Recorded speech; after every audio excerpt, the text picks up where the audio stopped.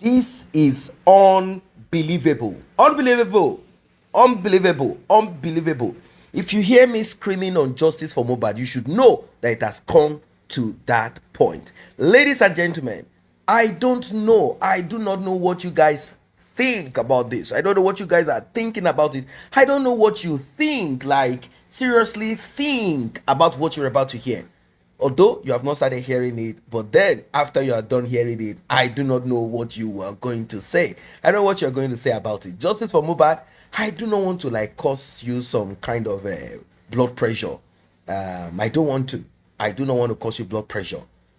This is going to cause a lot and a lot and a lot. Some will have the high, some will have the low pressure. It is unbelievable what dropped on our desk. Still on justice for Mohbad, the justice that we all have been searching for, the justice that we all have put our money, time, effort, and so much into. It is that justice that I'm talking about. Well, as it is right now, some unfortunate event that will make many people kind of recheck, reconsider, and begin to ask, why is there so much wickedness in this world? Can you even trust your family? Or is it your friend? Or is it even possible to trust your wife now? Like husband, wife, boyfriend, girlfriend, mother, sister, family members. Everyone seems to be kind of like serpents and scorpions. They can sting you at any time, at any minute. I've said it times to that number. My advice, and I believe you will also hold on to it. Your life is so precious. Hold on to it. Your sanity is so important. Make sure no one messes with your mental health. Make sure nobody messes with it. Hold on to it. It doesn't matter if they are family members. There is no law. We should begin to throw away all this. The person is still my mom, it's still my dad. Make sure that you, in fact, when it comes to your life, be self-centered. Some people might be like, oh, it's better to sacrifice. It is your business. What you want to sacrifice for and what you think you will gain and get from it at the end. Look at what has happened to Mohbad. Did he cause some part of it? Possibly. What about his parents? What are the role they played? You will find out what has been hidden for so long. Something fishy, smelling, hodor. In fact, I think it is the best ever to have happened on Justice for Mohbad. This particular one is the best thing to have happened to Justice for Mohbad, because with this, at least we will know where we are on this journey of Justice for Mohbad. Be ready, ladies and gentlemen. This, I think you need to get your fire coat or suit, because we are entering into the fire, and if you're not careful, you will get burned. Like and share, tap on the subscribe button, turn on the notification bell. Returning subscribers and those that have been here, I say a very big thank you to you. Thanks to those that have tapped on the thanks button, that one with the love icon, the one with the dollar sign in the middle of me. God bless you. If you're for Justice for Mohbad and you want to encourage us to do more, tap on that button. Let's get right into it. Still on Justice for Mohbad. But when iṣẹ́ wa ipò lè tó 6 months kan tó pè wá padà, because on lọ ṣe affidavit in court, èmi náà mo send gbogbo yẹn tó fi lọ ṣe. Ṣó ti yé yín? Ipe we can represent Baba, fine, we can, but it might be 6 months. Ẹ̀yin wá ní bí akiba tó bá yẹ pé Baba Mohbad ló wá, bí wọ́n wá lè quick in ẹ̀, ṣé gbogbo yín ṣé wọ́n pé Baba dẹ̀ sọ pé òun ò lọ ń gbà yẹn. So a ṣá lọ submit ẹ pé tó bá ṣá pé 6 months wọ́n á pè wá. Mo dẹ̀ bọ́ta, mo show bẹ̀, mo wá fún yín information. Ẹ má gbàgbé pé Kudi náà bá Baba sọ̀rọ̀. And gbogbo yín, in fair honesty, tẹ́ bá fẹ́ parọ́, gbogbo àwọn tó ti kó ní justice, I always appreciate all of them. I greet man gbàdúrà fún wọn tá bá ti bẹ̀rẹ̀ justice. But Ọlọ́run sọ pé bó ṣe máa rí náà ni. Kudi gan náà, èmi àti ò sọ̀rọ̀ mọ́. But ìgbà tó bẹ̀rẹ̀ sí ní expose, tó sọ pé àwọn spending sọ̀rọ̀ fóun. I went to a platform, I started celebrating her, I share a video. But Ọlọ́run sọ pé bó ṣe máa rí náà ni. So, àṣé Kudi náà bá Baba sọ̀rọ̀. I never stop Baba from talking to anybody. Mo kàn máa sọ pé in a case of homicide, everybody is a suspect. But be careful the information you give to people. Not Kudi. I did not say Kudi. Emi generalize any. Because I realize we wa gbogbo àwọn ya America yẹn ló fi sí group. Àwọn ya tó pàdé wá fẹ́ for be yin jenshu ló fi sí group. Gbogbo wọn probably tó mi wa no ó máa ń gbé súnmọ́ wọn toast gbogbo ìdájí wọn ló ti toast tán. Mu yi wa sọ̀rọ̀ di toasting machine gbogbo àwọn ya tó fi sí group gbogbo àwọn ya tó fi sí GoFundMe gbogbo wọn ló ti toast tán. Ẹ ká má sọ̀rọ̀. Bàbá ṣàyàrí pé òun ò lọ sí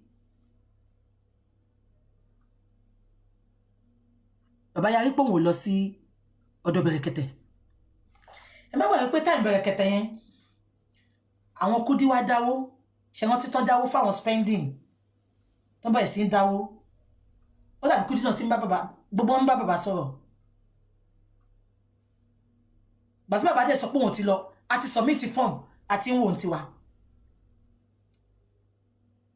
Ó kọ̀ rí pé ìjọ kan ni bàbá wọ́n ṣò bàbá lọ́dọ̀ Bẹ̀rẹ̀kẹ̀tẹ̀. No, ẹ máa gbọ́ géèmù táwọn people in play o. Màá débẹ̀. Bọ̀dá Múyìwá wá pè mí lálẹ́ ká ní bàbá fẹ́ lọ sọ́dọ̀ Bẹ̀rẹ̀kẹ̀tẹ̀ níjọ́ kejì. Bọ̀dá Múyìwá pè mí. Wọ́n ní bàbá ń lọ sọ́dọ̀ Bẹ̀rẹ̀kẹ̀tẹ̀ lọ́la. Inú mi dùn. Mo ní bàbá lọ sọ́dọ̀ Bẹ̀rẹ̀kẹ̀tẹ̀ lọ́la. Inú mi dùn. Mo ní that's good. Òótọ́ adẹ̀rí bàbá ní Bẹ̀rẹ̀kẹ̀tẹ̀.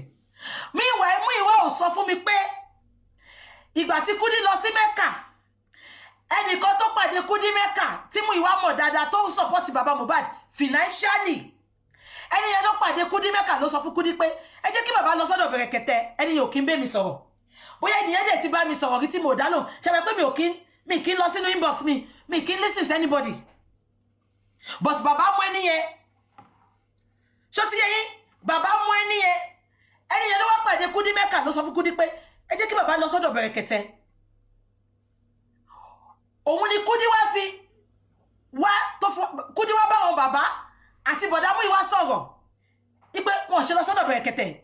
Múyìwá ìgbà tí Múyìwá máa wá sọ fún mi wọn sọ pé Kudi èèyàn kan ló sọ fún Kudi o wọn sọ bí pé Bẹ̀rẹ̀kẹ̀tẹ̀ tèmi ti sọ the first time yẹn bàbá ti fẹ́ lọ́nsìn. Can you see the game? Can you see the game? Mo tún dákẹ́. Bí bàbá ebi ò tètè mú ilé mi tètè mọ̀. So bí bàbá ṣe lọ sọ́dọ̀ Bẹ̀rẹ̀kẹ̀tẹ̀ ńjọ́ yẹn gbà tán lọ mo update inú gbogbo wa dùn gbogbo yín ní búkì ṣé wọ́n ti Kudi bọ́ta Kudi ní Kudi tó ṣéèjì sí mi pé ìwọ wo Kudi ó fẹ́ máa ṣe competition. Kudi ṣáà ṣe show yẹn wípé ìwọ wo ló rán bàbá ìwọ ló ta ló sọ pé torí tẹni bàbá ṣe lọ sọ́dọ̀ Bẹ̀rẹ̀kẹ̀tẹ̀ Kudi ṣe show yẹn. Kudi wá fẹ́ fi wọ́n wá pé òun lòun jẹ́ kí bàbá lọ. Kudi wá pé bàbá lórí live. Ó ní bàbá ọ̀dọ̀ Bẹ̀rẹ̀kẹ̀tẹ̀ tẹ́ lọ lẹ́ni báwo ni? Bàbá ní ọpẹ́lọpẹ́ yín ọpẹ́lọpẹ́ Ọlọ́run mo dúpẹ́ lọ́wọ́ yín mo dúpẹ́ èmi ò kúkú wo show. Àwọn èèyàn ló wá sẹ́ndì show Kudi sí mi ọkọ̀ tiẹ̀ wọ́n ní BJ ṣé Kudi ló jẹ́ kí bàbá lọ sọ́dọ̀ Bẹ̀rẹ̀kẹ̀tẹ̀ ni ibi táṣìírí ti tú sí mi lọ́wọ́ nìyẹn o. Mo bá pe bọ̀dá Múyìwá wọ́n ní kí ló ní sí bàbá ṣe ń ṣàbòsí báyìí ṣé Kudi ló sọ pé kọ́ lọ sọ́dọ̀ Bẹ̀rẹ̀kẹ̀tẹ̀ ni. Bọ̀dá Múyìwá bá ní ibẹ̀ lọ́wọ́ ti wá ṣàlàyé nǹkan tó ṣẹlẹ̀ fún mi ṣé pé mo jẹ̀bi Kudi tí Kudi bẹ̀rẹ̀ sí ní bú mi tó sọ pé èmi ni mò ń blọ́ọ̀kì bàbá ṣé pé mi jẹ̀bi Kudi tó bẹ̀rẹ̀ sí ní bú mi ṣé pé àwọn pípọ̀ tí wọ́n ti ń ṣe báyìí sí mi tipẹ́ mo ò tún bínú wọ́n ṣàbẹ̀ mí mo ní mo ò bínú at least ká fọwọ́ wẹ ọwọ́ òun lọ́wọ́ fi máa mọ́ Bẹ̀rẹ̀kẹ̀tẹ̀ náà wọ́n kúkú ti lọ. So bí ṣe gbọ́ gbogbo nǹkan tó ṣẹlẹ̀ ńjọ́ yẹn mo bá update mo ní Kudi kọ́ o bá appreciate ẹni tó wọ́n bàbá lọ because ẹni yẹn fún bàbá lé ó sanwó tíkẹ́ẹ̀tì wọn mo ní ò bá appreciate wọn èyí tó fi sọ pé ìwọ ló ṣe mo update ńjọ́ yẹn. Meanwhile àwọn Kudi ti sọ pé àwọn máa gba PA fún bàbá PA yẹn ló padà wá bú Kudi ṣe rántí bó ti wà gbé orúkọ bọ̀bọ̀ yẹn wọ́n gba PA fún bàbá. Wọ́n ti gba PA Kudi kàn update níjọ́ yẹn ni pé ẹni yẹn ni spokesperson bàbá sìn ṣé K-Crown yes K-Crown wọ́n ní ẹni yẹn ni mo wá pé bàbá Múyìwá tiẹ̀ mo pè mo ti kọ́kọ́ ṣe show ṣe rántí ẹ confirm mo ṣe show mo ní ta ló fìyàn kọ́kọ́ jẹ́ speaker bàbá mo ní sọ gbogbo àwọn sister Comfy gbogbo àwọn tẹ́ni gbogbo wọn tó ń ṣe show yẹn wọ́n ń ṣe speaker so K-Crown sì ló fẹ́ máa sọ̀rọ̀ fún bàbá mo pè Múyìwá mo ní báwo lè ṣe máa ṣe báyìí mo ní gbogbo àwọn tó lè láì fún wọn lè gbogbo àwọn tó yìn sister tó yìn gbogbo mo ní gbogbo àwọn yẹn ti sẹ́wọ́n ti gbogbo àwọn goes Vengeance Daddy York mo ní sọ gbogbo àwọn yẹn ò ṣiṣẹ́ mo ní méje ká máa ṣe báyìí ẹ máa fi kíní yẹn máa fi tún lé ní ẹ máa fi èèyàn kan ṣe spokesperson ẹ jẹ́ kí everybody máa ṣe show tí wọ́n ti sọ pé èèyàn kan spokesperson mo ní nìyẹn ó máa fi pé òun ní power lórí everybody ni bọ̀dá Múyìwá dẹ̀ láwọn ti gbọ́ meanwhile èmi ti ṣe show mo ti discredit spokesperson yẹn inú bí Kudi òun ló ṣe jẹ́ òun ní Kudi fi kọ́kọ́ ṣe show tó lóun fẹ́ bá bàbá sọ̀rọ̀ tí Kurex sọ pé bàbá ń sùn ṣe rántí inú ṣàbí Kudi ṣe ń gbọ́ mi àdẹ̀bẹ̀rẹ̀ díẹ̀díẹ̀ gbogbo wọn lọ bọ́ mo ti pinnu pẹ̀lú Ọlọ́run pé mo ní lọ abagba san bọ̀dá Múyìwá ní ẹ̀ńtà gbawó lọ́wọ́ ìyá àtàwọn ẹnìkan náà fún wa lówó ipe àmọ́ máa dáwó padà báwo la ṣe máa ṣe bọ̀dá Múyìwá ní ká ṣe GoFundMe mo lókè ẹ jẹ́ kí n bọ́ta kí n lọ sick fowó tá máa fi sanwó fún SAN cause SAN ìgbà tá máa bẹ̀rẹ̀ justice SAN béèrè fún 25 million up front àwa ní kò jọ à ní gbogbo ẹ̀ àkọ́kọ́ kó 10 million fún eléyìí tí bàbá Mohbad wá ń bọ́ta tó sọ pé ibo ló ti rí 100 million ibo ló ti rí bàbá ẹ jẹ́ ká calculate ẹ ṣe fẹ́ sọ fún mi pé 25 million nìkan ní SAN gbà ní owó tí SAN ti gbà ti ju 25 million náà bàbá ẹ lè jẹ́ ká calculate ẹ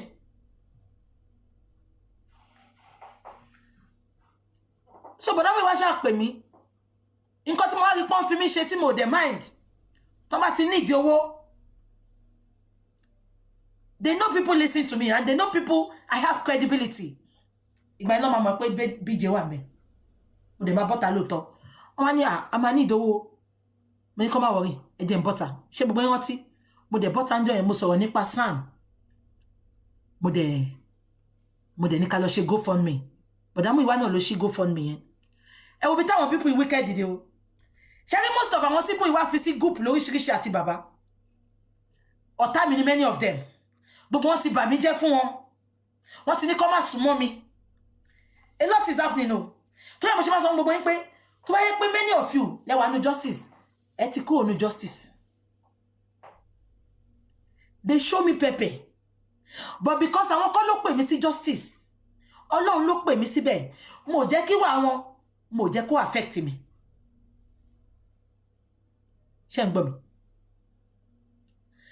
ìgbà tí mo tán lọ sí GoFundMe bọ̀dá Múyìwá ò forúkọ mi sí because àwọn ìyá èṣù tó ń tòsí tó ń fẹ́ lórí íńtánẹ́ẹ̀tì wọ́n ti condemn mi fún even Kudi gan ó condemn mi fún wọn pé kọ́ má sún mọ́ mi o èèyàn burúkú lè mi o ṣé ń gbọ́ mi so wọ́n sí GoFundMe yẹn lóòótọ́ wọn ò forúkọ mi sí inú mi dẹ̀ dùn but ìgbà táwọn èèyàn wá fẹ́ lọ máa fowó sí GoFundMe wọn ò rí orúkọ mi ń bẹ̀ àwọn èèyàn wá yarí pé àwọn ò ní dáwọ́ táwọn ò bá ti rí BJ bẹ́ẹ̀ bọ̀dá Múyìwá wá pè mí jọ́nà BJ mo máa forúkọ yín sí o orúkọ èmi àti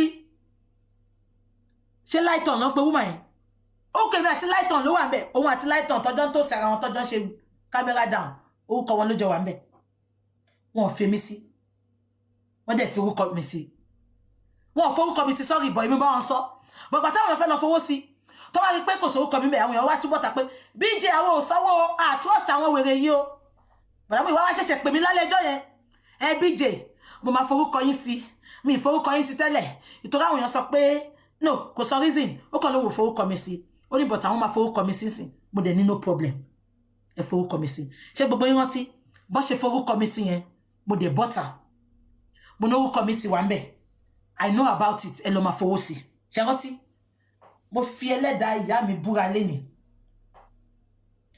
mi sọ fún bọ̀dá Múyìwá kó ṣí GoFundMe yẹn kó jẹ́ kí n wo nǹkan tó wà ń bẹ̀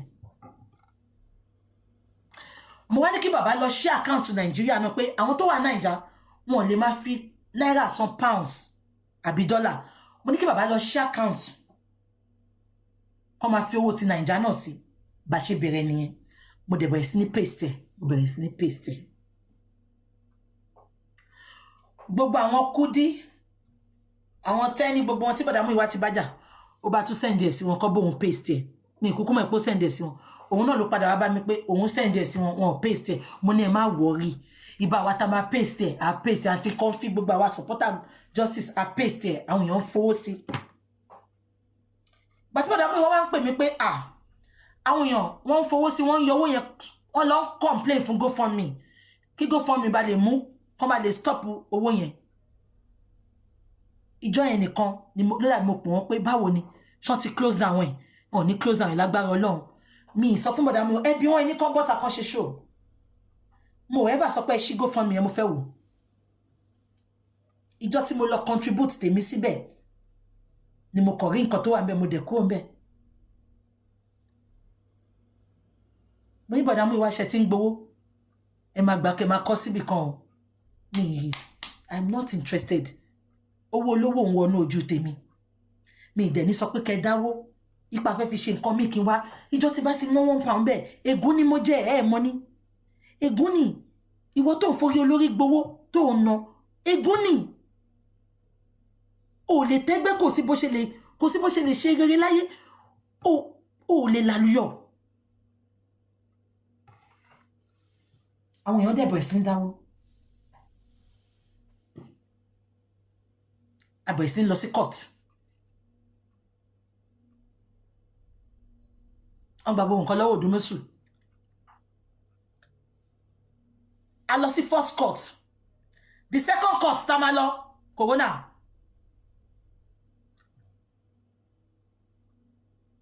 bàbá bọ́tánjọ́ yẹn wọ́n sọ fún mi gan wọ́n ti ṣe show yẹn wọ́n ń bẹ Fálànà mo wá pè wọ́n létà mo ní bàbá kí ló tẹ́ ṣe ń bẹ Fálànà Fálànà lè sún yín á ní ẹbú òun ẹ̀ tí wá bẹ̀ òun bàbá wa ní kò ń ṣẹjọ́ àwọn bàbá wa sọ pé òun Sáàmù ló pé àwọn pé Fálànà pé àwọn pé káwọn má gbaṣẹ́ ọwọ́ bàbá ipò òun dẹ̀ sọ pé kí ló dé ipò Fálànà dẹ̀ sọ fáwọn pé ipò Sáàmù sọ fáwọn pé Fálànà sọ pé bàbá ti bú òun ipò Sáàmù dẹ̀ sọ fáwọn pé tó bá fẹ́ kí n gbaṣẹ́ o tó bá fẹ́ kí n fi iṣẹ́ sílẹ̀ o lọ bọ́ta kó lọ ṣe show kó lọ bẹ Fálànà tó bá ti bẹ Fálànà leave the rest to me ẹjọ́ ta ló máa gbọ́ Sáàmù tó ṣe yẹn ta ló máa gbọ́ Sáàmù tó ṣe yẹn tí ò ní sọ pé ó fẹ́ justice ẹ sọ fún mi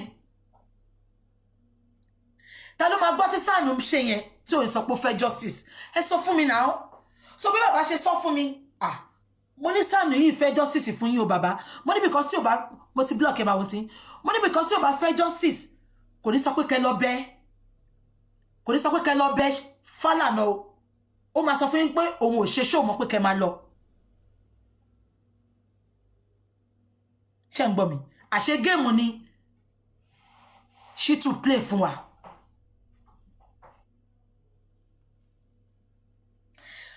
mo ṣe ti ń wò pé gbogbo nǹkan tá bá ní kí bàbá sọ fún Shittu bàbá ò ní sọ bọ̀dá Múyìwá ẹ jẹ́ ká ṣe báyìí bọ̀dá Múyìwá láwọn ti gbọ́ nǹkan kò change ojú kan láwà bí omi adágún Múyìwá ẹ má gbàgbé mo gbàgbé nǹkan kan ìgbà tí bàbá bẹ̀rẹ̀ justice freshly mo rí pé bàbá máa ń kọrin bíi bàbá àrà gbogbo ẹ̀yin tẹ́ sọ pé torí orin tí bàbá ń ṣe fún mi eléyìí tí mo fẹ́ sọ yìí náà ó pẹ̀lú nǹkan tí Kudi ṣe ń jowú mi mo rí pé bàbá ń kọrin bíi bàbá àrà mo dẹ̀ pé bàbá ń jọ yẹn mo ní bàbá mo rí pé ń kọrin bíi bàbá àrà kò ń ṣe gbogbo ìgbà náà làwọn èèyàn máa fún yín ní tọ́rọ́ kọ́bọ̀ mo ní ẹ má ṣe jingle birthday jingle kẹ́bà lè máa fowó yẹn jẹun because mo láì bọ́ ṣe wá ń fún yín ní 10 kobo 2 naira pẹ̀lú lítú tèmi náà dẹ̀ ń fún yín àti táwọn Afẹ́nifẹ́re ń fún yín ẹ máa fi jẹun bàbá dẹ̀ sọ fún mi jọ yẹn ẹ bá mi táàgì Kudi kẹ́ bá mi táàgì gbogbo àwọn tó ń jẹ́lọ́sí pé bàbá ń kọrin fún mi bàbá Mohbad ò ever kọrin ọ̀fẹ́ fún mi o ẹni kọ́ bọ́tà kan wá sọ bàbá dẹ̀ sọ fún mi lẹ́sẹ̀kẹsẹ̀ jọ yẹn pé táwọn bá máa kọrin o àwọn máa nídìí 200,000 ṣé ń gbọ́ mi wọ́n nítorí àwọn máa lo studio yes bàbá ò ṣe nǹkan ọ̀fẹ́ fún mi mo ti ń fún wọn lówó ń gbà yẹn gan but wọ́n ṣe nǹkan ọ̀fẹ́ fún mi mo mind yes wọ́n ní orin tó kọ́kọ́ kọ fún mi yẹn gbòǹgbò kan màrè nílé jésè bàbá ò ṣe fún mi lọ́fẹ̀ẹ́ ẹni kan bọ́tà kan wá já mi ẹ̀yin olórí burúkú tẹ́ sọ pé ìtọ́jú ń kọrin fún lọ́fẹ̀ẹ́ ni ó ń kọrin fún kò kọrin fáwọn tó kù bàbá ò kọrin fún mi lọ́fẹ̀ẹ́ bàbá cháàjì mi ń jọ yẹn 200,000 ẹsẹ̀kẹsẹ̀ dẹ̀ ni mo sọ mo fẹ́ fún wọn lówó gọ́ngbà yẹn ó dàbí mo sọ pẹ̀lú owó oúnjẹ wọn ni mo sọ 200,000 fún wọn lọ́ fi kọrin fún mi wọn náà máa fún àwọn máa sanwó studio tí mo dẹ̀ understand mo dẹ̀ sọ pé ó bí mi nú ṣé mo stop láti ṣe justice mo stop now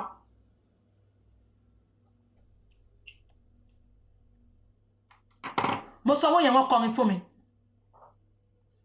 ọdún yìí ṣẹ́jẹ̀rẹ́ mi mo jẹ́ nìkan mo gbọ́n o tó bá fi pò ń lórí mi ò lórí mi o mo kàn láìkẹ́ ni mo ní fẹ́ wo bẹ̀ ìgbà tó wá di ọdún yìí mo ti rí bàbá tó yẹ pé bàbá ti ṣe show lóríṣiríṣi wọ́n ti kọrin wọ́n ti gbórin sórí YouTube tó jẹ́ pé àwọn gangan ń kọ kò sẹ́ni tó fún wọn lówó tó fi ń kọrin yẹn náà àwọn orin kéékèèké tó ń kọ tó ń gbé sí YouTube yẹn mo wá ti decide pé èmi ò tiẹ̀ forin náà at least mo ti fi yẹn promote wọn àwọn èèyàn ti pè mí pé àwọn fẹ́ ṣe orin mo ní kó sanwó fún wọn èmi gan bá tún pé bàbá ẹ charge wọn o tí 200 tẹ charge mi tí ò bá tó yín ẹ charge wọn o owó tó bá tó yín ní kẹ́ gbà o wọ́n dẹ̀ bẹ̀rẹ̀ sí ní ṣe jingle yẹn mo bẹ̀rẹ̀ sí ní promote wọn wọ́n ṣe jingle yẹn àwọn èèyàn mọ̀ wọn ìgbà tó wá di ọdún yìí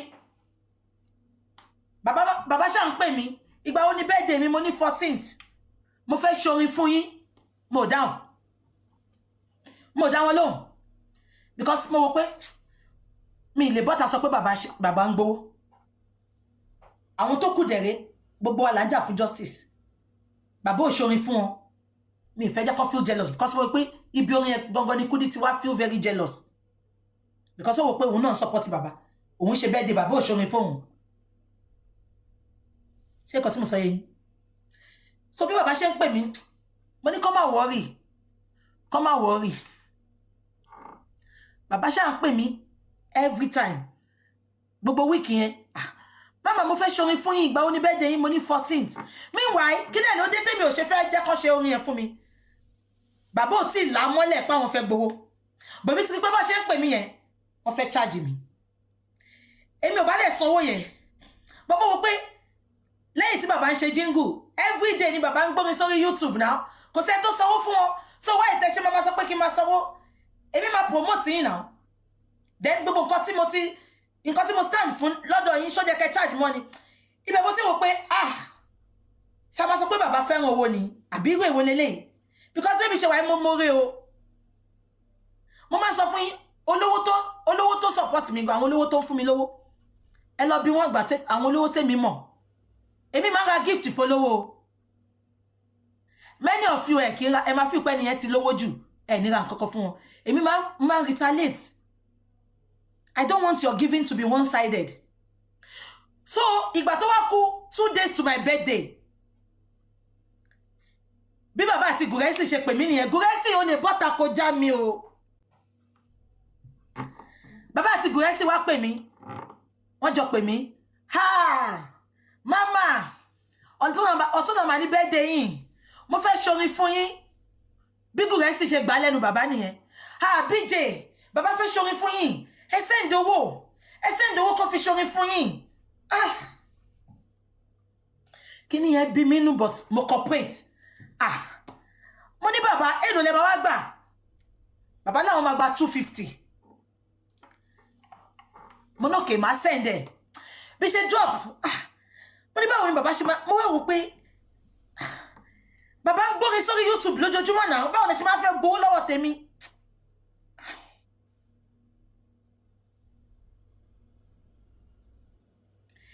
ìgbà tó dálẹ̀ bàbá tún pè mí pé àwọn fẹ́ lọ studio díjọ́ kejì o kí n tètè send owó káwọn lè ṣorin yẹn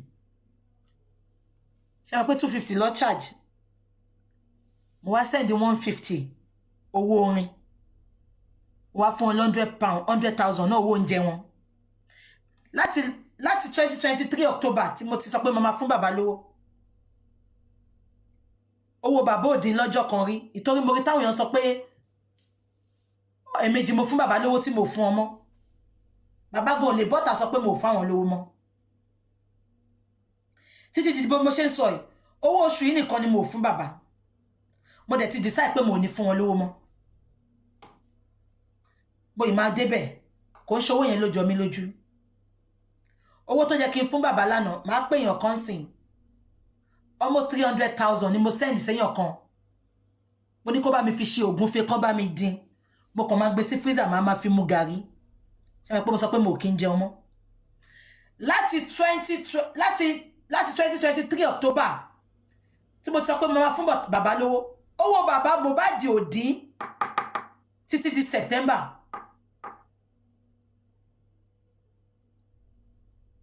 tó bá lówó bàbá Mohbad dín gbogbo docket tanti táwa fi send owó sí wọn wà lọ́wọ́ wọn máa kó síta kẹwò tó bá díjọ́ kan I'm a lady of my words.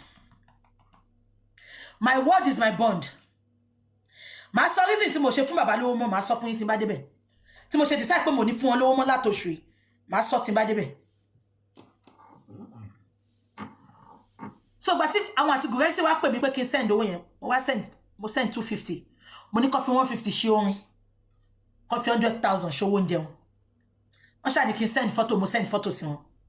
Òun lórin tẹ́ rí tí mo tó ṣe fún mi ní oṣù yìí ṣe rántí tí mo gbé jáde ní oṣù yìí nígbà tí mo ṣe birthday mo tún bínú o mo dẹ̀ rí pé everyday ni bàbá ń gbórin sórí YouTube ṣán fún bàbá lówó tó fi ń gbórin yẹn sí ni ibẹ̀ mo wá ti rí pé ṣẹ́rí sometimes when you are too nice people take it for granted people think you are stupid lẹ́yìn tí wọ́n á sanwó yẹn fún bàbá tí mo yí fún olóúnjẹ mo á jókòó njọ́ kan mo wò pé ṣé bàbá Mohbad feel pé entitlement òun ni àbí bàbá Mohbad feel pé à ń rí nǹkan kan gbà la ṣe ń fóun support ni àbí pé a fẹ́ popular ni mo ò tún fi ṣe bínú ṣé mo sọ fún anybody rí pé mo ń sanwó mi fẹ́ jọ bàbá Mohbad sọ anybody bí á sí bàbá Mohbad bá sọ fún mú ìwà fúnra rẹ̀ àbí tí Guresi bá sọ fáwọn èèyàn mi sọ fún anybody rí.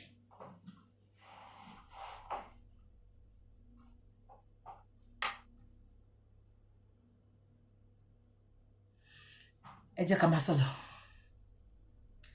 bí ṣe wá rí pé Ṣítù ò ṣiṣẹ́ mo ń sọ fún bọ̀dá Múyìwá mo ní bọ̀dá Múyìwá láàrin èmi àti sorry èmi ti rí pé gbogbo nǹkan ta ní kí Ṣítù ṣe ta bá sọ fún bàbá mo ní gbogbo àwọn 15 tó wà nílé ẹni kí Ṣítù gbé wọn lọ sí corona náà mo ní Àṣànà náà sì lè padà wá sí corona because Àṣànà ò sọ̀rọ̀ gidi níjọ́ tó lọ corona Ṣítù lóhun máa ṣe Ṣítù ò ṣe ṣé ń gbọ́ mi. èmi àti Guresi bá ń sọ̀rọ̀ ọjọ́ kan Guresi bá jábọ́ sí mi lọ́wọ́ òun lòun mú Ṣítù lọ fún Múyìwá ṣùgbọ́n bí Ṣítù ṣe ń ṣe pàápàá sí gan bí Ṣítù ṣe ń ṣe pàápàá sí gan òun rí pé Ṣítù ti gbà bọ́dẹ̀ bí Guresi ṣe jábọ́ sí mi lọ́wọ́ nìyẹn mo náà ilẹ̀ mú Ṣítù lọ ó ní ẹ̀ mo ní Guresi ṣé Ṣítù ṣiṣẹ́ fẹ́yìn rí ni ìgbà kan ní society wa ta ti ṣiṣẹ́ ní Nàìjíríà nǹkan kan ṣẹlẹ̀ Ṣítù ló dúró fún wa ta dẹ̀ win case yẹn mo ní ṣéyàn kú fún yín ni èyàn ò kú fún wa o bí àwọn association níbi iṣẹ́ ta mo ti ń ṣiṣẹ́ nǹkan kan ṣẹlẹ̀ Ṣítù ló dúró fún wa chai ara mi bù máṣọ bọ́ mo fu Guresi lára mo nókè Guresi ṣé yín wá fi òpé Ṣítù ń ṣiṣẹ́ kankan Guresi ni bó ti ẹ̀ ń ṣiṣẹ́ tẹ́lẹ̀ ó ní nǹkan tó sọ níjọ́ corona ó ló ti gbàbọ̀dẹ̀ ó lóun rí pé Ṣítù ti compromise bó ṣe sọ yẹn báyìí ẹsẹ̀kẹsẹ̀ mo pé bọ̀dá Múyìwá mo drop phone bọ́ mo sọ fún wọn pé Guresi ló sọ fún mi mo ní bọ̀dá Múyìwá ṣí mi sọ pé Guresi sọ̀rọ̀ fún mi náà o mo ní bọ̀dá Múyìwá Ṣítù ò ṣiṣẹ́ sẹ́ẹ̀ mo ní ṣe ti wo ṣó ìní mo ní Guresi mo ní Shittu throw baba Mohbad is under the bus mo ní ṣó jẹ́ kó bọ́ta kó sọ pé nǹkan tí George sọ dá kó máa praise George kó máa throw baba mo no ti gbàbọ̀dẹ̀ mo ní jẹ́ kó máa lọ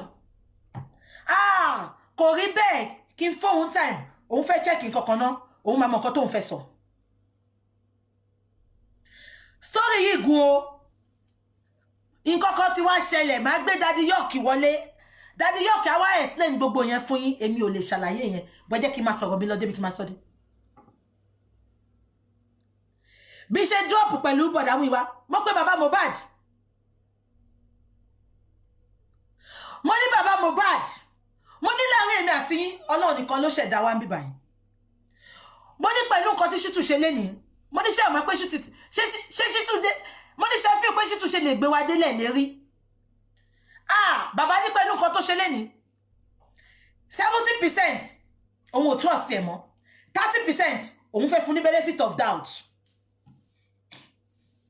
ṣùgbọ́n mo ti sọ pé mò ń lọ rí lọ́la ó ti ní kí n wá rí òun ẹ dẹ̀ má gbàgbé pé ìgbà tá yan Shittu ṣe gbogbo yín rántí abọ́ta a sọ pé àfẹ́jẹ́ kó jẹ́ bàbá Mohbad nìkan ìgbà yẹn ni mo fi mọ́ lórí burúkú Progress ṣòbò lábàṣà of Ìkòròdú ṣòbò lábàṣà of Ìbàdàn Progress oní star tútù tí n bá mu star tútù ìwà Progress ló ti sọ fún yín yẹn ìwà tó hù ló ti sọ fún yín yẹn gbogbo pé Progress ti ṣíwà padà kò lè ṣe ẹ̀yin sọ pé kémi mú evidence wá pé bàbá àti Rich Grace ò máa dóra wọn ẹ má jẹ́ ká bà nǹkan jẹ́ ẹ jẹ́ ká filẹ̀ bẹ́ẹ̀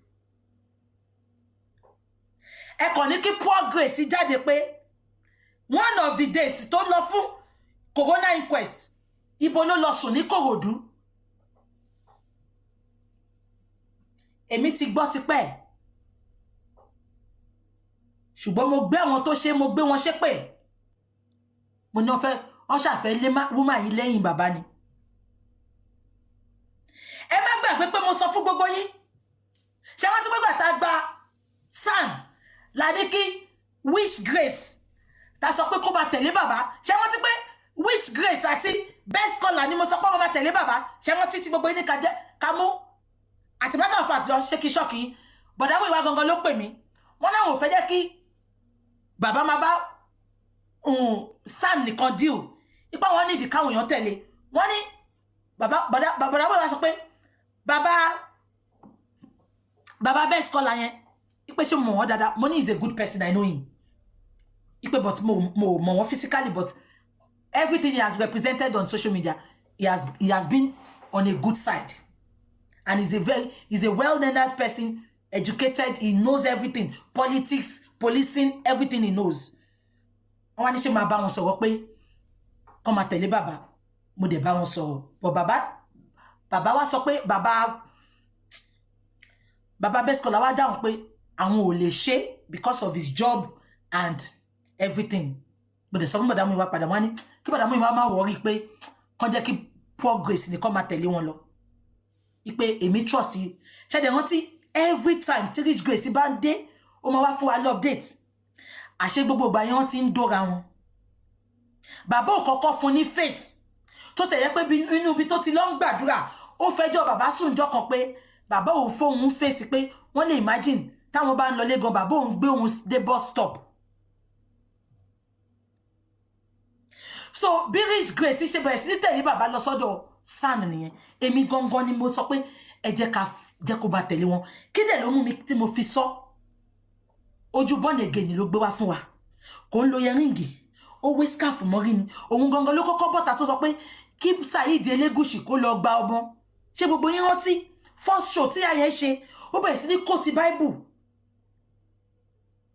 so ojú born again tó gbé wá lèmi wò pé ìyá yìí onígbàgbọ́ o tí bàbá bá tẹ̀ fẹ́ gbàbọ̀dé o tí Shittu bá fẹ́ gbàbọ̀dé o ìyá ìyá wa sọ̀rọ̀ fún wa àṣọ lórí burúkú ọmọ lẹ́lẹ̀ ni tó bá gbé sórí bẹ́ẹ̀dì ajábọ́ ó ti dọ́dọ̀ Shittu Jésù ti wò pé léyìí ó wà easy láti manipulate ó kọ́kọ́ fún kó wá lọ ṣalága àdúró ní wedding ní ọmọ ẹ̀ ẹni tí ò ṣalága àdúró rí wọ́n ránṣọ fún wọ́n fún ní yẹrin ó kó yẹrí sétí bíi ti ara ẹ̀mí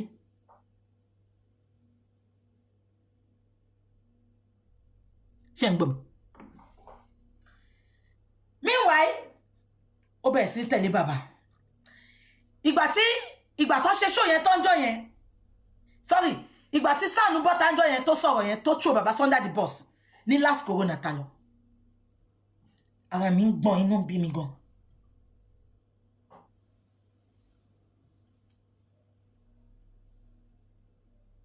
Mo wá pé Daddy York.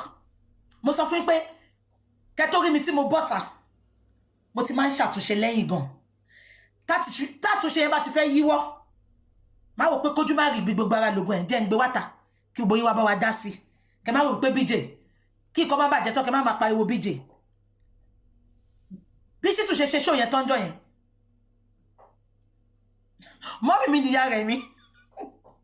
Mọ́mì mi nìyá rẹ̀ mi. Mo pe Daddy York. Mo ní ẹ bá mi pè gbogbo àwọn critical thinkers, mo fẹ́ bá wọn sọ̀rọ̀. Daddy York ní ṣe kò sí. Wọ́n ṣàbá mi gbé àwọn tó wà online, wọ́n bá mi gbé wọn sí online. Which grace náà wà ńbẹ̀. Mo ní nǹkan tó ṣẹlẹ̀ lénìí. Mo ní kí lẹ rí sí gbogbo yín. Mo ní Shittu throw her under the bus. Mo ní ẹ jẹ́ kí n bá yín sòótọ́ ọ̀rọ̀. Meanwhile, ẹ má gbàgbé pé ìgbà tó fi Naira Marley àti Sam Larry sílẹ̀ ṣe rántí. Ìgbà tó fẹ́ appeal DSS, èmi gangan sọ fún Múyìwá àti bàbá. Mo ní that is not the bone of contention. Appealing DSS is not bone of contention. Mo ní bone of contention ní àwọn tó wà nulẹ̀ 15 people tó wà nulẹ̀ kó gbé wọn padà wá sí court. They have something to say. Meanwhile, VDM náà ti sọ pé kó lọ kó àwọn people yẹn wọ́n á sọ bí tí Mohbad kú sí, wọ́n á sọ kú tó pa Mohbad. But then we wá ṣáà ní no, bàbá ní Shittu sọ pé máa appeal ẹni, ó gbọ́dọ̀ appeal. 5 million lọ fún Shittu tó lọ fi appeal. Appeal yẹn ò wọnú court. Wọ́n ojú window lọ ju appeal yẹn gbà.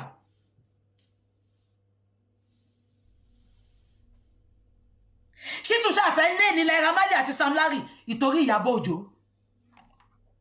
Ṣebí ká wọ́n ti gbọ́rọ̀ sí mi lẹ́nu 5 million ní waste. Bàbá Mohbad ti sọ pé 24 point something million làwọn san.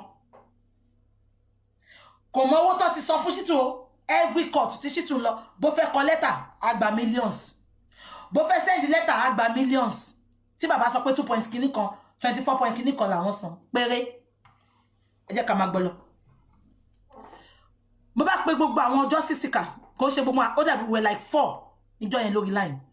Mo ní with what Shittu did today, mo ní Shittu ti gbàbọ̀dé. Mo ní mo ní kẹ́lé Shittu o. Mo ní but henceforth mo lówó gbogbo ayé ni o. Mo ní but ẹ má fún Shittu lówó kankan mọ́. Meanwhile, kó tó gbé ó dàbí kó tó gbé kíní ẹ̀ wọlé ni mo ti ní kó má fún Shittu lówó bí wọ́n tún lọ fi lówó mi mọ̀ṣá. Mo ní kó má fún Shittu lówó, mo ní Shittu ti gbàbọ̀dé. Ẹgẹ́ ẹ̀sẹ̀ tó kọ́kọ́ dá mi lóònù group yẹn jọ yẹn. Ṣé mi ò tí mọ̀ pé olórí burúkú Wish Grace ó ti ń gbé ó wá sí bàbá Mohbad ti wọ́n ti jẹ́ṣẹ́ wèrè olórí burúkú ló gbọmọ́ sún òun ló gbé súnmọ́ bàbá Mohbad o. Ẹ má bínú sí bàbá Mohbad o. Ó gbé súnmọ́ wọn gidi gan ni. Ẹni kó bọ́ta. Ṣé kò sọ fún èèyàn rí wípé bàbá Mohbad dúró tán lọ́mọkùnrin, bàbá Mohbad sígbọ́lẹ̀. Tẹ́ bá rí bàbá Mohbad ara ẹ̀ fresh. Ó ti yàtọ̀ gan o. Iṣẹ́ làwọn àwọn justice seeker ti ṣe fún ara ẹ̀ ti ó máa ń sọ tó bá ní mo pàwọ́ ẹni kó bọ́ta. Ẹ má yẹ ká dàlúrú.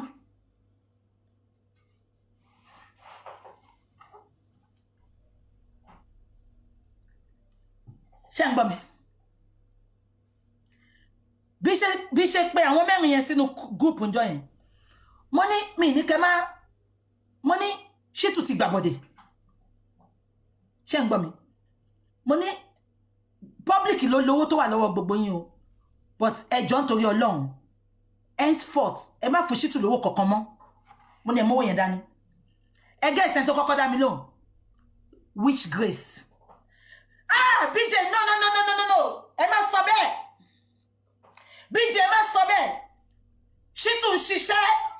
No, BJ, no. Bí gbogbo wọn náà ṣe down yẹn pé BJ ní sùúrù. BJ ní sùúrù, we understand you. God bless all critical thinkers. Thanks for the respect you gave me. The honor you gave me. I called Obaro. Obaro ní mama. Ó send yes mi ó fi wọ́n mi. Ó ní mama. wọn ò lè já mi lẹ́yìn bàbá Mohbad orí òótọ́ máa dó sí. Ṣàgámù lọ́ba rọ́ ń gbé, Ìjẹ̀bú Òde lọ́ba rọ́ ń gbé, ìlú ló ń gbé. Ọba rọ́ needs help. But he never compromised for one day. Ọba rọ́ wọ́n ní box mi kó tọrọ owó lọ́wọ́ mi rí.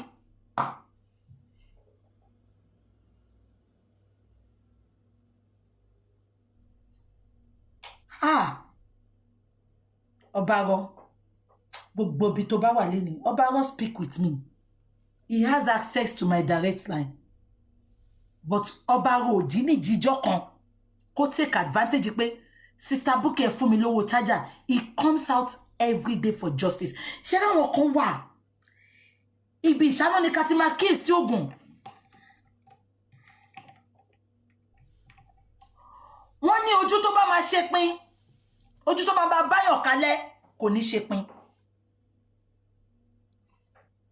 Tẹ́ bá ń wá ẹ̀ńtẹ́ loyal person. Ọba rọ́, I give it to you. Kundus fún Ọba rọ́. Tẹ́ bá mọ̀ gbà tán ti gba passport fún Ọba rọ́, tán ti ní kó má ṣe justice mọ́ kó má bú bàbá Mohbad. I knew about it. Ìgbà tó bá rọ́ wá sọ fún mi, mo fi ipò fẹ́ kí n fóun lówó kóun má bàa ṣe ni. Mo ní Ọba rọ́, don't do it. Ẹbí Ọba rọ́ kò bí mi lówó rí, mi fún lówó rí. Ẹ mọ̀ àwọn tó ń ṣe kíní ìfowó, ẹ mọ̀ àwọn tí ò ṣe fowó. Ìlú lọ́ba rọ́ ń pé bọ̀bọ́ yìí ò tọ́ kó wọ́n ní inbox rí kó máa tọrọ owó. Ọba rọ́ gbogbo bí tó bá wà lẹ́ni wàá ràánú gbà. Ó wá pè mí kí n máa fọ́ba rọ́ 100,000 yẹn. Ẹ jẹ́ ká máa sọ̀lọ̀. Ẹ jọ gbogbo ẹ̀yin tẹ́ ń wò mí. Anything tẹ́ bá ní, ẹ fi bless ẹ. Tó bá ní ẹni tó jẹ́ kó gbàbọ̀dé, Ọba rọ́ ló ti jẹ́ kó kọ́kọ́ gbàbọ̀dé because Ọba rọ́ needs help. But ṣe rí láyé yìí, tẹ́ bá ti wà pẹ̀lú èèyàn tí ò wà contented. Ọba rọ́ in every situation tó Ọba rọ́ wà, ó wà contented. Kò dìgbà tí èèyàn bá lówó kíyàn tó wà contented. Olówó mi gan kò wà contented. Ọba rọ́ is contented with the way he's living, the way he has what he has. Ṣé màá wá di first lady lọ́la? Màá wá fẹ́ máa wọ̀nyàn sínú cabinet mi. Ọba rọ́ máa pẹ̀lú àwọn tí máa mú. Because ó ti show me to beyond reasonable doubt pé kò sí nǹkan tó ń lè gbé wá tó jẹ́ owó, ó ti rúbọ owó. Ṣọ́ba rọ́ ò nídìí owó ni? Ṣé kò fẹ́ wá sílùú òyìnbó ni?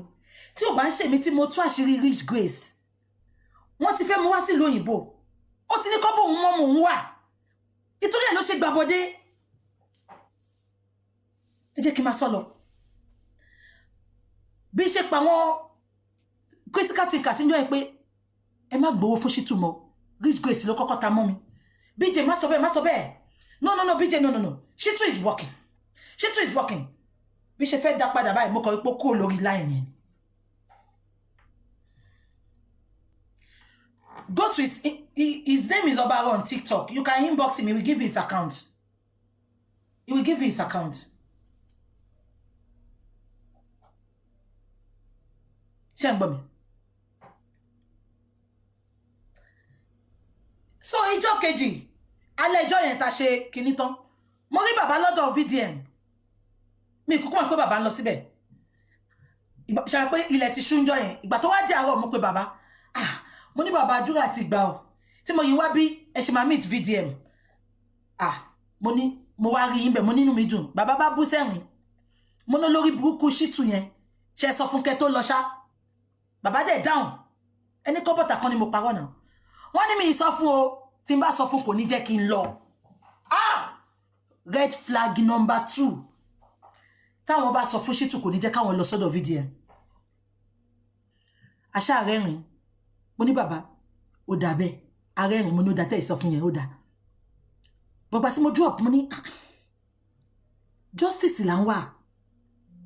Báwo ni bàbá ṣe máa sọ pé tó sànù ní jẹ́ kó lọ sọ́dọ̀ VDM. Ibẹ̀ ni mo ti bẹ̀rẹ̀ sí ní wà inquisitive. ìgbà tó dijọ́ kejì wọ́n náà lọ sọ́dọ̀ San ṣe mọ̀ pé San ti sọ pé bàbá wá rí òun San àti bàbá àti PA bàbá tó ń tẹ̀lé tọmọ yẹn sanwó fún àti Wish Grace ló lọ wọ́n nígbà tó dán débẹ̀ Ṣítù bínú òun ò fẹ́ gbogbo nọ́sẹ̀nsì ẹ kí bàbá máa lọ kó bá lóun ò ṣe mọ́ wọ́n ní ló bá ń bẹ̀bẹ̀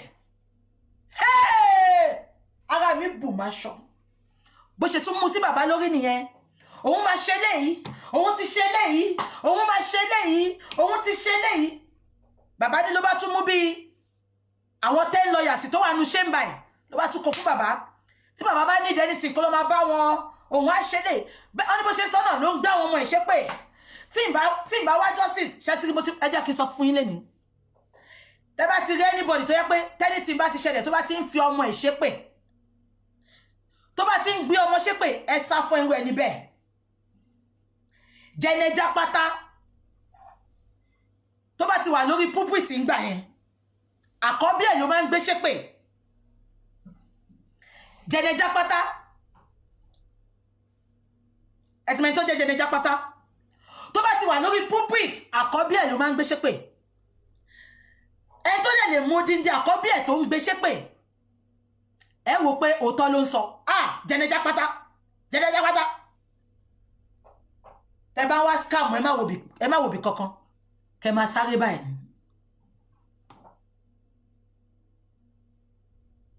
àṣà àkọ́bí tí jẹnẹjà pátá ń gbé ṣépè àkọ́bí yẹn is a product of fipábánilòpọ̀ ẹ̀gbọ́n ló ń fẹ́ ó fi bá búrò lòpọ̀ náà ṣe bí ọmọ yẹn so ọmọ yẹn is a product of wọ́n fipá báyọ̀ lòpọ̀ ló fi bí ọmọ yẹn nǹkan tó ṣe máa ń gbé ọmọ yẹn ṣépè nìyẹn àwa ò kúkú mọ̀ ẹ̀gbọ́n ẹni tó jẹ́ first ẹni tó jẹ́ ẹ̀gbọ́n fún ẹni tó fipá bá lòpọ̀ tó fi bímọ yẹn forceful entry ẹ ti gbà tán òun àti ṣẹpẹtẹrì wọn jọ ń ṣe forceful entry ni ṣó ti yẹ yín bẹyẹn àkọ́bí ọmọ jẹnẹjà pátá àkọ́bí ẹ̀ is a product of forceful entry ẹ̀gbọ́n ló ń fẹ́ ó bá ṣe forceful entry fábúrò eléyìí ò ṣe pé wọ́n ní wọ́n sọ ṣe ń gbọ́ mi common entrance ẹ ṣe ẹni tó ṣẹlẹ̀ sí gangan ó wá sọ fún mi ó pè mí ó sọ fún mi ni ó sọ story yẹn bó ṣe jẹ́ gbogbo yín dẹ̀ lè gbọ́ story yẹn gbà yín ṣe rántí so àṣé nǹkan tó máa ń jẹ́ kí jẹnẹjà pátá forceful entry àṣé nǹkan tó jẹ́ kó máa ṣépè fákọ̀bí ẹ̀ nìyẹn ìgbà táǹtí yẹn wá sọ gbogbo ẹ̀ làṣírí wá tú so kò nífẹ̀ẹ́ ọmọ tó ń ṣépè fún yẹn rárá tó máa ṣépè gan pé kọ́mọ yẹn kú kọ́mọ yẹn má èpè ńláńlá ìgbà táṣírí wá tú àwọn wò pé abájọ kò ń lè rí kó gbéra ìṣépè báìbù ló máa fi ń ṣépè fún ẹ báìbù yẹn kẹrẹ mo sọ fún yín gbogbo àárín báìbù yẹn ló ti ya tán ṣé ń gbọ́ mi wọ́n ṣàṣọ pé gbàtọ́ dọ́dọ̀ Sanṣítù ọ́ni ló bá bàbá Mohbad ní ó mà ti ń ké tó ń fọmọ ẹ̀ ṣépè tó ní tóun bá gbàbọ̀dẹ̀ kí n kọ́kọ́ ṣọmọ òun kí n kọ́kọ́ ṣàkọ́ bí òun ìyẹn ló tún fi gbé bàbá mọ́ra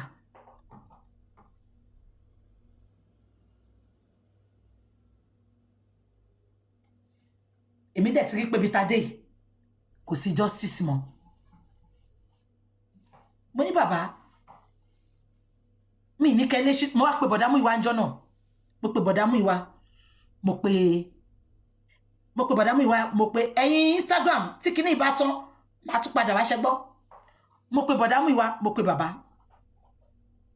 ṣe ń gbọ́ mo ní mo fẹ́ jẹ́ kẹ́lẹ́ ṣí tù o because mo rí pé sọ pé ìfẹ́ le ipò ń ṣiṣẹ́ mo ní bọ̀tì nǹkankan ni mo fẹ́ bí tẹ́ bá fẹ́ jẹ́ ká gba justice yìí tèmi ti rí pé kò sí nǹkankan mo ní ẹ fi Ṣítù lẹ́kọ̀ọ́ máa ṣe èyí tó ń ṣe mo ní bàbá ẹ lọ bá VDM ẹni kó fún yín ní lọ́ọ̀yà mo ní ṣe kí ibi tọ́rọ̀ dé yìí I need the SAN radical lawyer la need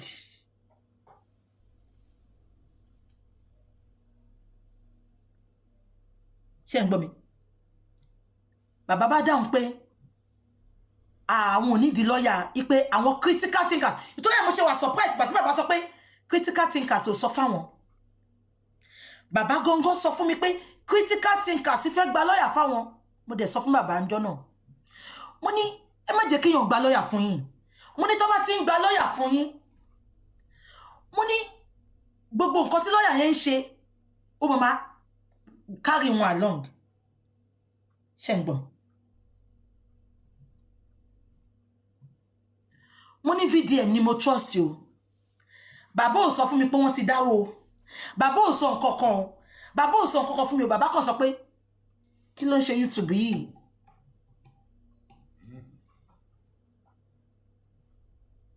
YouTube, I don't know what is happening now. It's just on freeze. Ṣé ń gbọ́ mi? YouTube ti lọ. I don't know why it's doing that.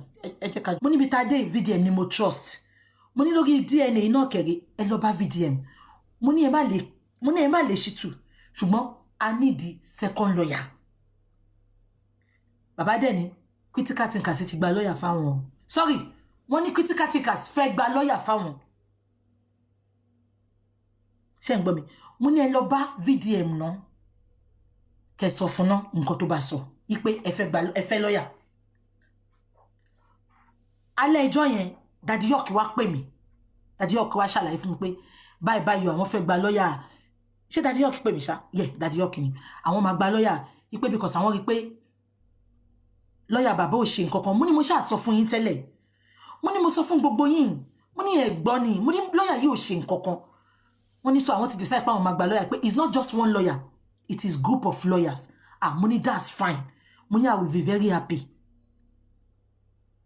Ṣó ti yé yín. Daddy York dẹ̀ sọ fún mi àwọn lawyer béèrè iye báyìí àwọn ti san fún wọn.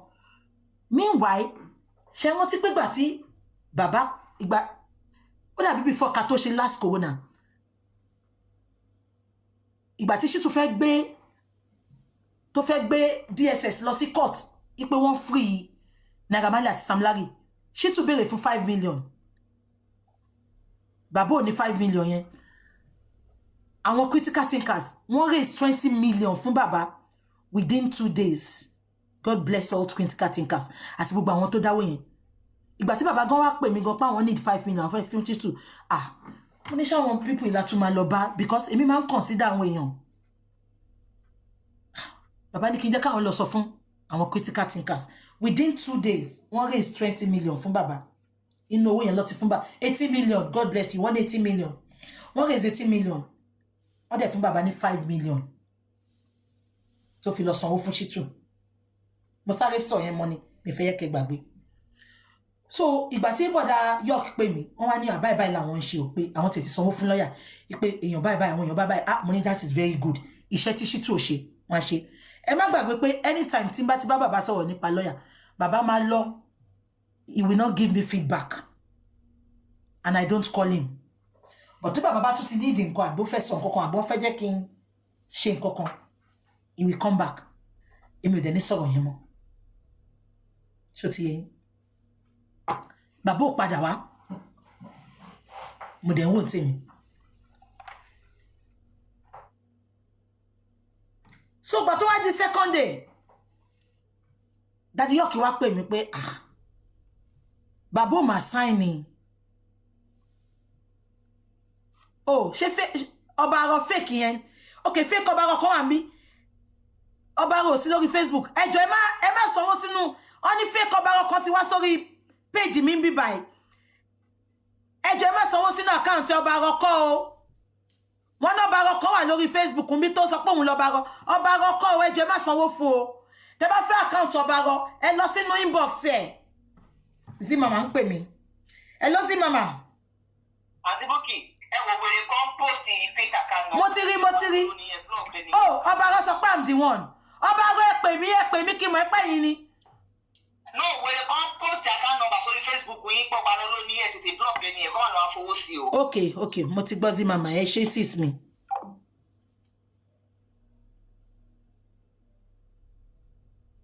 Mo ń bọ̀. Ọba rọ tẹ́ bá wà ń bí kẹ́ ẹ jẹ́ n delete ele wọ́n ti ní kò ṣọba ọba sẹ́yìn lẹ́ ń wò mí ọba ẹ type account yìí máa pin ẹ deserve gift ibo ni mo sọ dé so Daddy York wá pè mí níjọ́ kejì wọ́n náà wọ́n ní kí bàbá sign bàbá ò sign okay ọba ní I'm the one ọba ẹ type account yìí kí n pin ṣé ń gbọ́ mi Daddy York wá pè mí pé wọ́n ní kí bàbá Zimama informant CCTV Zimama gbogbo bí lóde ó dé TikTok ó dé Facebook ó dé YouTube ó dé Instagram ọba rọ ní kẹ́ pè wọlé o ká mọ̀ ẹ pé yín ni o ọba rọ ṣe bọ́ second number mi ó ní kẹ́ pè wọlé ọba rọ àwọn èèyàn ti gbọ́ sísá tó yẹ bá mi àbẹ́ tó bá mọ fóònù mi kọ́ bá mi fọ́ bá rọ mo ní wọn sáìn kẹ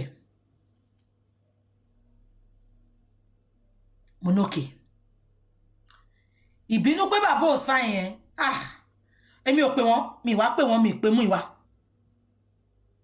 ṣé ń gbọ́ mi ọba rẹ pè wọlé sísá tó yẹn bá mi fọ́ bá wọn ní nọ́mbà mi kọ́ pè sí second number ẹ má kọ́ ọmọ pé kó pè wọlé ẹ ń distract mi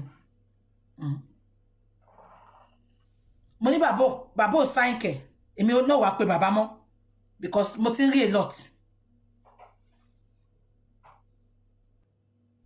ìjọ yẹn ni Daddy York update pé àwọn ò ṣe justice mọ́ mo dey understand bọ̀bọ̀ yẹn nígbà táwọn pè wọ́n pé kan sign àṣégbà tó ní àṣégbà tí Daddy York ń ṣe fídíò pẹ̀lú àwọn lọ́ọ̀yà yẹn nǹkan tó máa ṣe tó ń ṣe live video tí gbogbo àwọn èèyàn ń wò rí Paul Grace àti PA bàbá àti bàbá Mohbad wọ́n wà lọ́dọ̀ Shitu so gbogbo wọn ló ń wo gbogbo kinní yẹn ibẹ̀ yẹn ló ti poison mind bàbá Mohbad pé kó má sign wọ́n ní bó ṣe pé bàbá Mohbad báyìí bàbá mi ìfẹ́ wà láò mi sign kọ́kọ́ mo wà ókè pẹ̀lú wọ́n ní bẹ̀ yẹn Paul Grace bí ṣe gbọ́ àti PA bàbá àti Shitu lọ convince wọn kó má sign signature tó ti sanwó wọ́n sanwó bàbá pọ́n máa sanwó wọ́n ti sanwó wọ́n sọ fún wọn pọ́n máa sanwó bàbá dẹ̀ ti kọ́ gbé wà wọ́n máa sign but unfortunately ìgbà tí àwọn Daddy York wà lórí conference bàbá Mohbad àti Rich Grace àti PA wọn wà lọ́fíìsì Shitu so they watched it on the face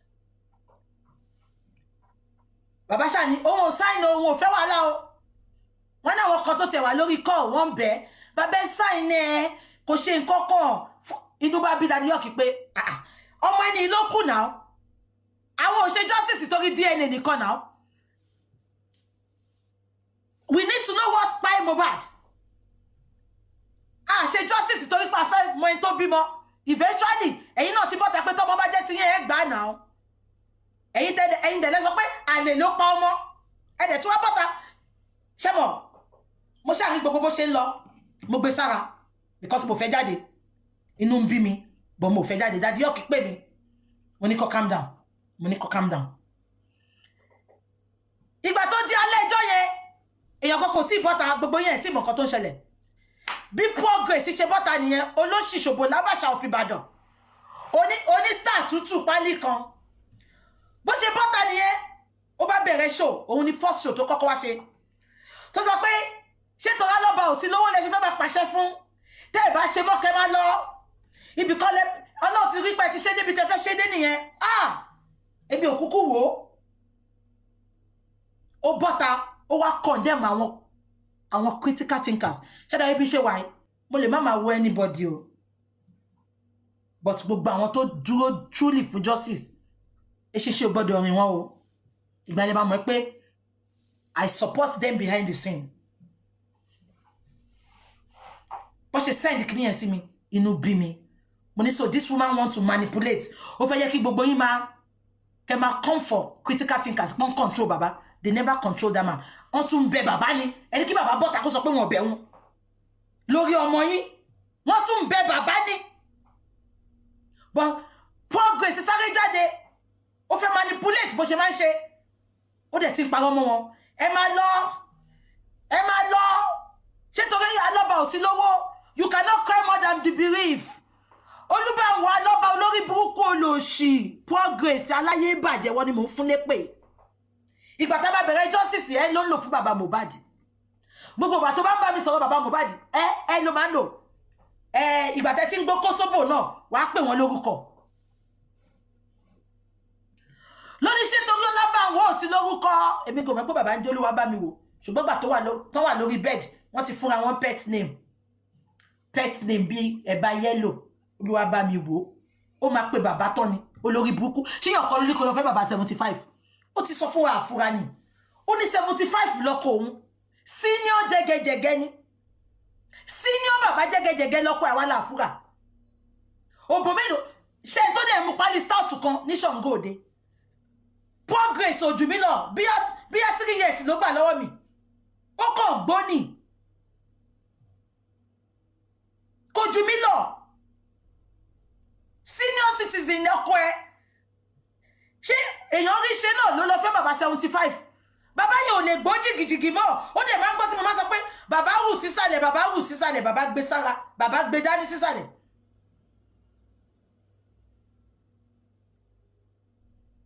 èèyàn tó tí wá sọ fún yín pé 75 lọ́kọ òun tó dẹ̀ ti sọ fáwọn ọmọ àwọn tọ́jọ́ ń gbàdúrà pé bàbá kú síbẹ̀ alọ́ba dúró lọ́mọkùnrin ó dúró tán ni ó rí fìrìgbọ̀n rẹ̀ fẹ́ẹ̀ṣì olórí burúkú ṣé ọ̀kan ló ní kó lọ parí ayé ẹ̀ sọ́dọ̀ bàbá 75 ni senior bàbá jẹ́gẹ́jẹ́gẹ́ senior citizen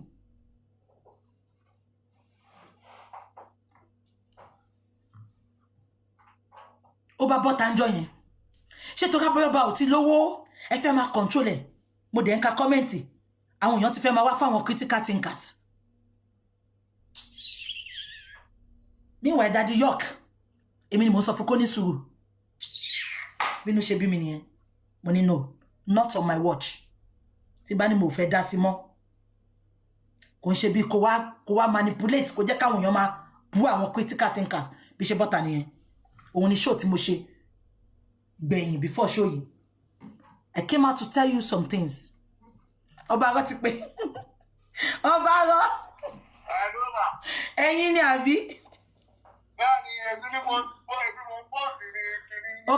okay ó yá ẹ lọ type sí Facebook mi kí bá yín pin ẹ so àwọn èèyàn máa inbox náà kẹ fún l'account yín ṣe gbọ́ we appreciate you so much God bless you ẹ ṣé o èèyàn ni yín o tí n bá ti ń sọ lójú yín mo sọ lójú yín lẹ́ni ó yá lọ type sílẹ̀ kí n pin ẹ ṣe gbọ́ ẹ ṣé bye bye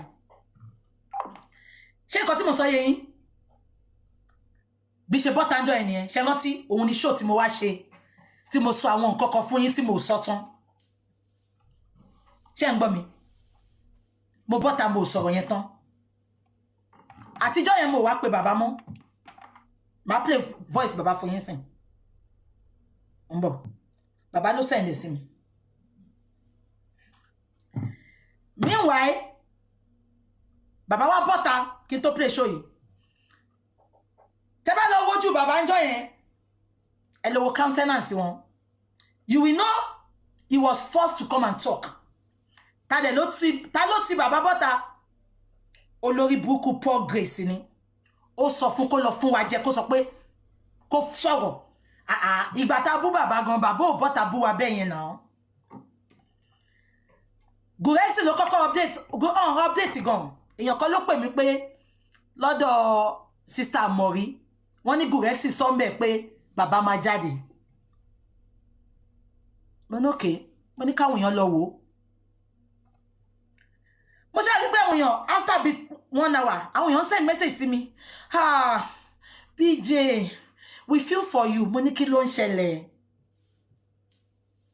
ṣe máa pé báyìí mi ti bọ́ta mo ti sọ̀rọ̀ ń pa lọ́yà mo ti ṣe gbogbo ẹ̀ mo ní kí ló ń ṣẹlẹ̀ wọ́n ní bàbá ṣe show mo ní bàbá ṣe show kí ló ṣẹlẹ̀ ń bẹ̀ àwọn èèyàn sọ fún mi ẹ lọ bí gbogbo àwọn tó sọ̀rọ̀ fún mi pátá mo kàn rẹ́rìn ni show yẹn ò dùn mí ṣé káwọn send ẹ̀ sí BJ mo ní ẹ má send ẹ̀ sí mi tí n bá wo ó máa upset me I don't want to insult Baba Mohbad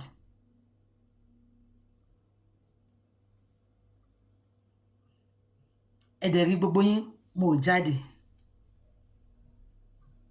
mo bẹ̀rù anybody mo ti ṣàlàyé fún yín sìn yìí tí n bá bọ́ta bú Baba Mohbad ẹ lè ṣe nǹkan kan fún mi gbogbo yín máa unfollow ni mo I need the new people ẹ máa unfollow tẹ́ bá dẹ̀ torí pé mo ṣe nǹkan tó wù yín lórí ẹ tún follow mi ẹ tún nífẹ̀ẹ́ mi padà ẹ kàn rí pé this is BJ but mo ti pinnu pé tí n bá ti pọ́nlé mi ní bú bàbá mọ́ but ìyẹn ò sọ pé kí n má wá sóòótọ́ ọ̀rọ̀ fún yín léni.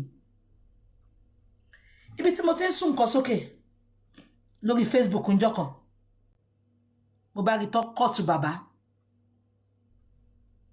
tí bàbá sọ pé ìwọ tó ń sọ pé 100 million ni mo san, ṣé o wà ń bẹ́ẹ̀? Tó bá mọ nǹkan kó pè mí kó sọ fún mi. Bàbá ẹ bọ́lẹ̀ bẹ́ẹ̀.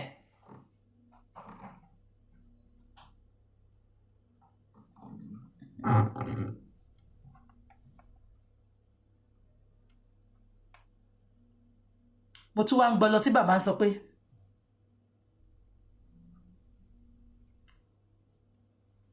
ẹ jẹ́jẹ́ kó rí yín pé nǹkan méjì tí mo dì mú nìyàn, nǹkan méjì mo wá fẹ́ sọ̀rọ̀ lẹ́sìn kí n tó gbé Daddy York wọlé. Ó jẹ́jẹ́ kó rí ẹ pé ìwọ tó bá mọ̀ ọ̀rọ̀ òótọ́ justice for Mohbad lẹ wá jà fún. Ẹ jẹ́jẹ́ kó rí yín pé kẹ́ má forí gbégun lọlé. Baba Mohbad, you owe your genuine followers an apology for that statement. I will tell you the truth.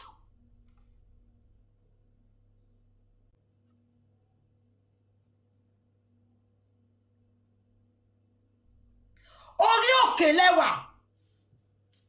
Kò pé 3 days tọmọ yín kú, tọ́ sí ọmọ yín. Àṣàdá pè yín lórí fóònù, ó gbé yín ṣépè ẹ̀ lè sọ̀rọ̀. Omíyalé gbé yín ṣépè ẹ̀ lè sọ̀rọ̀.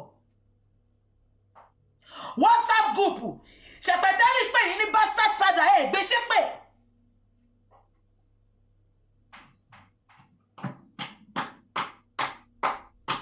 Ẹ jẹ́ mo drink inú tí ń bí mi.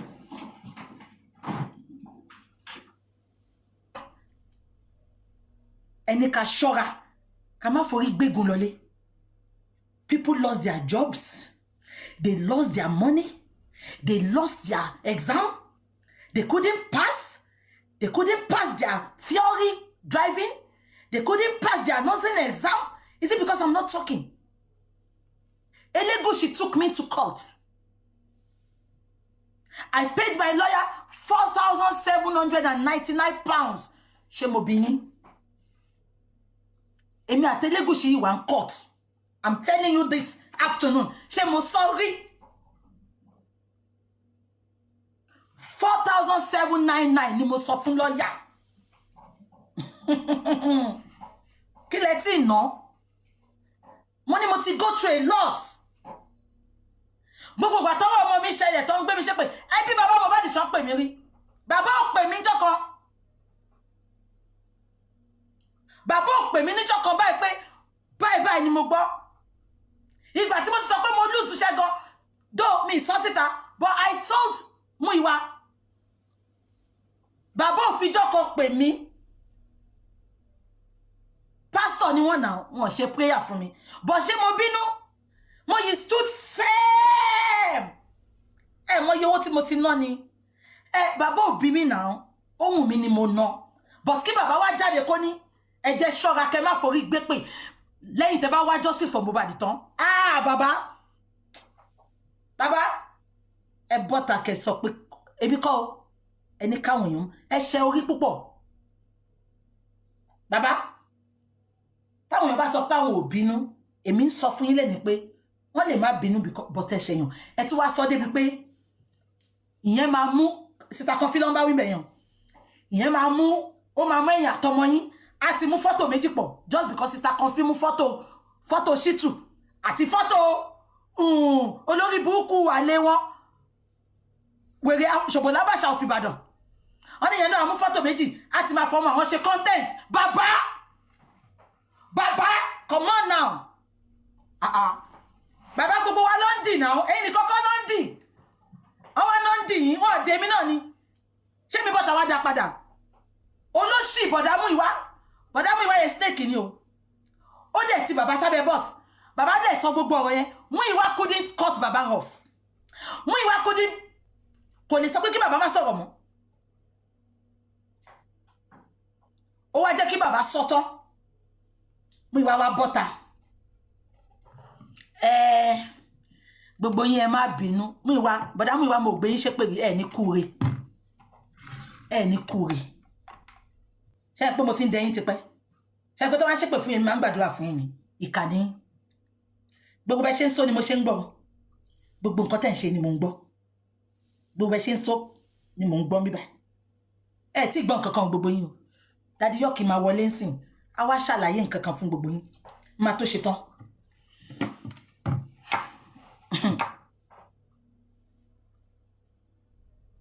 ṣé rí bí ṣe wo fídíò yẹn mo kàn bọ́ sí wòwò ni mo wá sọ fọ́lọ́run mo ná lọ́run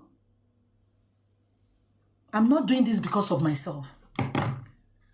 Welcome back. So, Bukky Jesse clarified the part where Mohbad's father said that he has not issued, or the amount of money that has been paid to the lawyers and Shitu is not up to this amount and that amount. Well, she has made it clear that that lawyer has been paid more than that.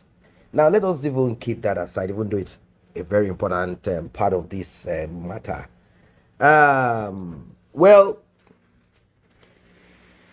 after this, even if Mohbad's father somehow is not fully dragged, I do not think Mohbad's father can ever bounce back until he comes out or comes back to beg for real, like apologize for real, not just a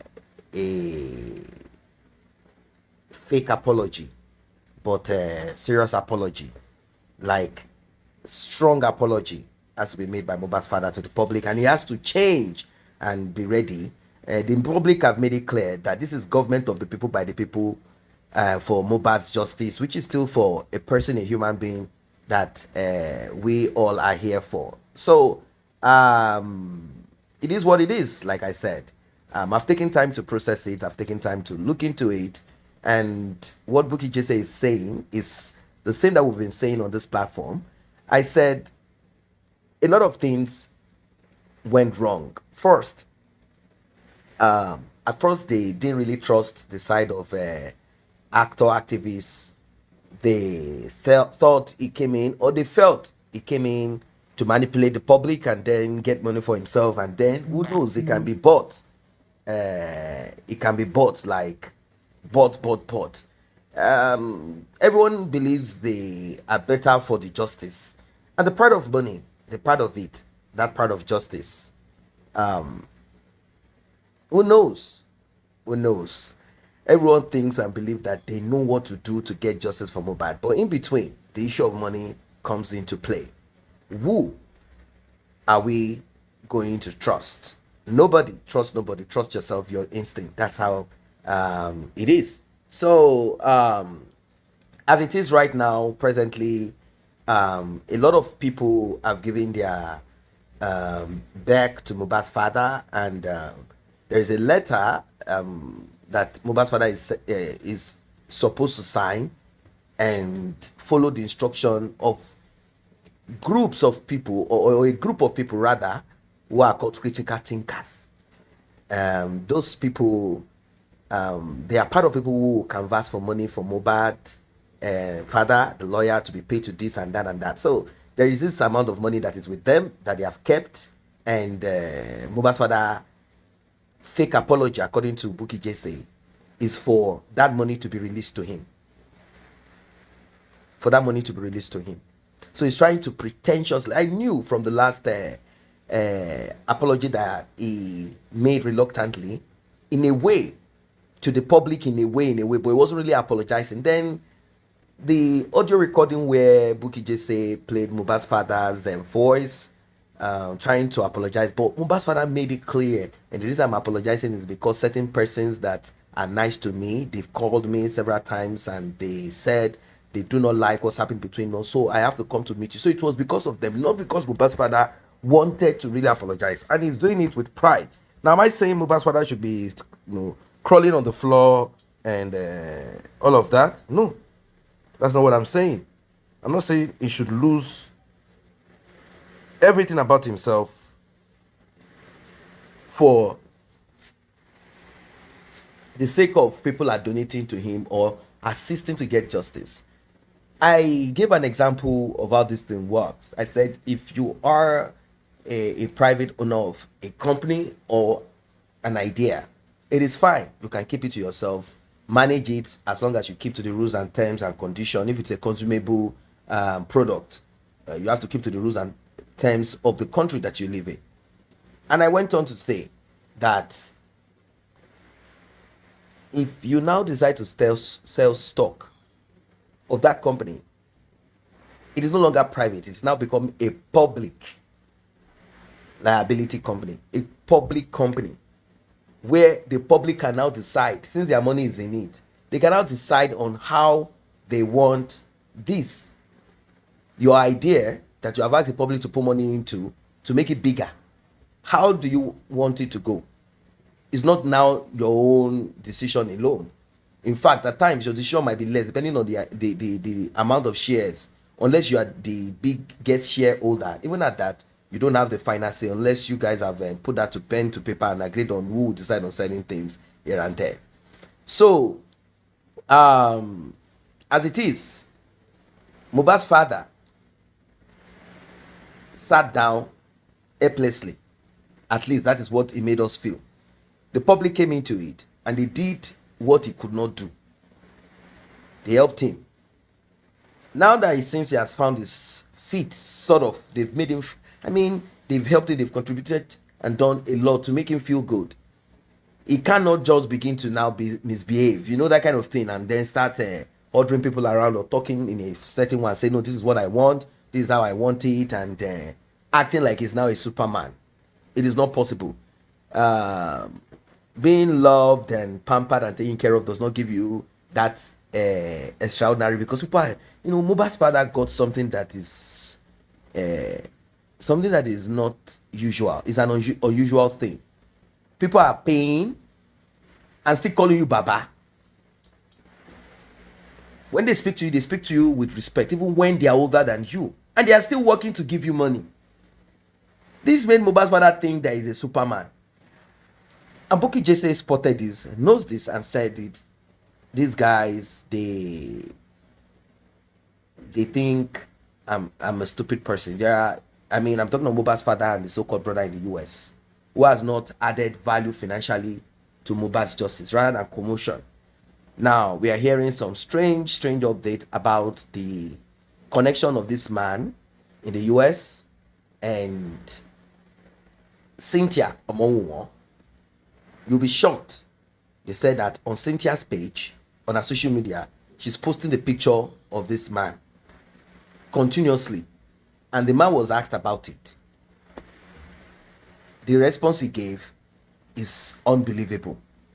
So it seems the public is just being manipulated and played. Manipulated and played. And of course, Mohbad's father also being part of this. He's also part of it. He's also part of this. It's unfortunate. Like, really unfortunate. I know most people will not donate to Mohbad's justice anymore. They won't donate to it anymore. They will be like, look, why should we leave our own problems?